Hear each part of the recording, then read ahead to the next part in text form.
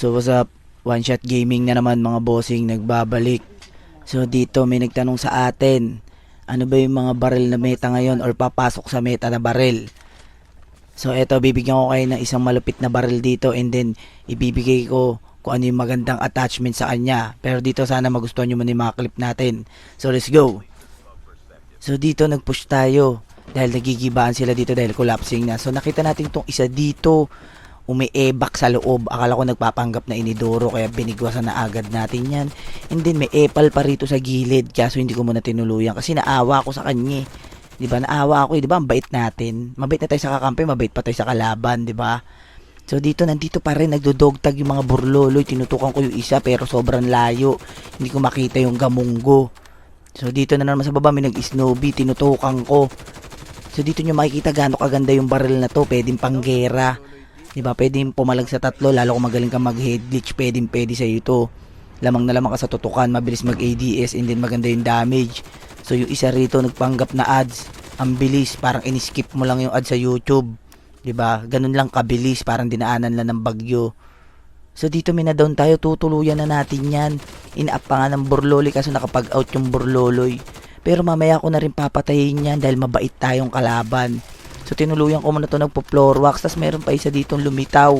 Gusto rin mag-floor wax, so tinulungan niya yung kakampi niya, dalawa sila nag-floor wax, 'di ba? So dito may pag-push tayo. Kasi may tumatakbo dito. Tignan nyo kung gaano kaganda yung barrel, 'di ba? Kahit nagma-marcelin yung kalaban, oh. Ang galing niya mag-marcelin diretso sa lobby. 'Di ba? So hanggang pumapasok tayo dito, may nadaanan tayong ads na naman.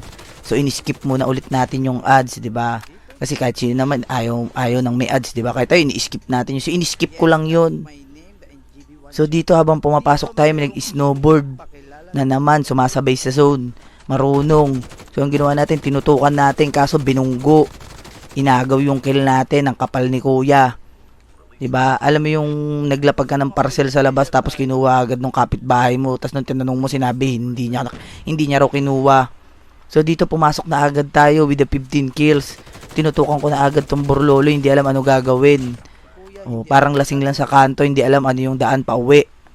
So dito nagpush na agad tayo at meron niya sa baba. Akala ko bot, yung pala nagpapanggap na patay. Kaya ginawa ko, pinatay ko na talaga, tinuluyan ko na. Kasi akala ko hindi humihinga yun eh.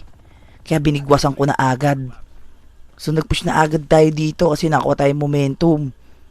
So sa kabila, nagjajabol yung mga burloloy doon, tatlo sila nag-aabang. So anong ginawa natin dyan? Nag-abang lang din tayo. So may nag-zipline dito. Pinadiretso ko muna sa lobby. Binigwasan ko agad.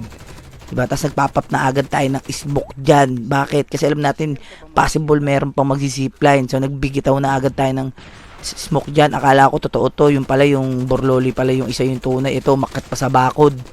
Hindi niya siguro makita yung pinto. So nag-zipline na tayo dyan. Kasi pag zipline natin, may nag-aabang dito ng mga borloloy. Binaril agad tayo. And then buti mabilis tayo mag-react kasi may lumabas pang isang dudok. Pero hindi tayo kinakabahan. Bakit? Kasi pwede natin gamitan ng headglitch yan. Nag-glide sa baba yung isa with the holy backslide. And then tinutukan natin na down, namatay na yan.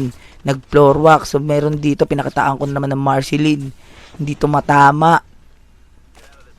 So papahiramin ko sana ng tutok kaso wag na lang. So tumakas muna tayo.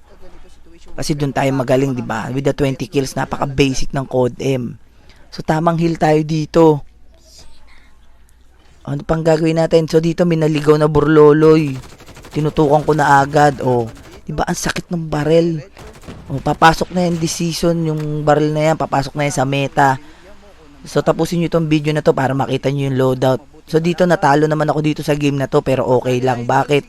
Kasi naka 20 plus kill ako dito, okay lang. Mas gusto ko yung marami yung kill kahit talo. Pwede na yun. Kesa naman sa nanalo ka pero kill mo 3 or 4. Tapos wala pang intention laban, 'di ba? Tapos kalaban mo sa lasong bot. 'Di ba? Kahit bombahin mo yung bot, mananalo ka ron. So pinush ko na agad to nasa taas. Binomba ko, sabog yung bahay ebak niya dyan. So inakat ko, nagpapap tayo ng smoke, nilabas natin yung panic natin. So dito si kuya hindi na naman ano alam gagawin.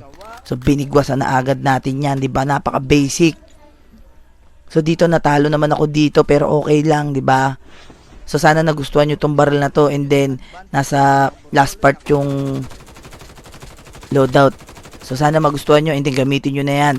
So, sa mga mahihilig sa mga long range dyan, bagay na bagay sa ito. So kung nagustuhan mo tong video na to, make sure na mag-follow ka na dyan, and then mag-react ka na rin. Hindi i-share mo na rin sa mga tropa mong burloloy para gamitin na lang yung barrel na yan para hindi sila maging bobo, 'di ba? Kahit natalo ko diyan, okay lang kasi naka 20 plus kill ako, 'di ba? So kita-kits tayo sa susunod na video, mga burloloy.